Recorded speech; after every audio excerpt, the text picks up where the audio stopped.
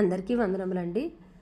దేవుడు గర్విష్ఠుల్ని అణగగొట్టి దీనత్వం గలవారి పట్ల తన లక్ష్యాన్ని ఉంచుతాడు అని మనం ఈ వచనం ద్వారా గ్రహించగలుగుతున్నాం. క్రైస్తవులమైన మనము లోకస్తుల వలె లోకంలో కలిగి ఉన్న వాటిని బట్టి, అంటే మన ధనాన్ని బట్టి, లేదా మన కులాన్ని బట్టి, లేదా మన అధికారాన్ని బట్టి, లేదా మనం కలిగి ఉన్న అందాన్ని బట్టి మనం అతిశయించకూడదు. ఎందుకంటే దేవుడు క్రైస్తవులని లోకం నుంచి ప్రత్యేకపరచాలని కోరుకున్నాడు. ఆయన తన ప్రజల పట్ల కృపనుంచాడు.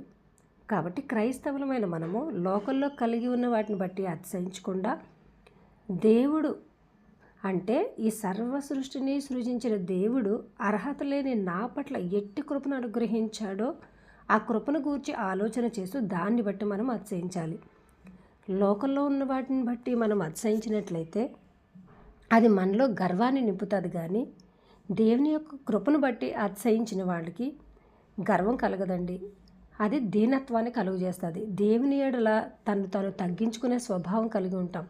అంటే దేవుని ఎడల తగ్గించుకునే స్వభావం అంటే ఏంటి? దేవుని యొక్క చిత్తాన్ని బట్టి దేవునికి ఏది ఇష్టమో ఏది ఇష్టం కాదో మనం ఆలోచన చేస్తూ జీవించగలుగుతాం.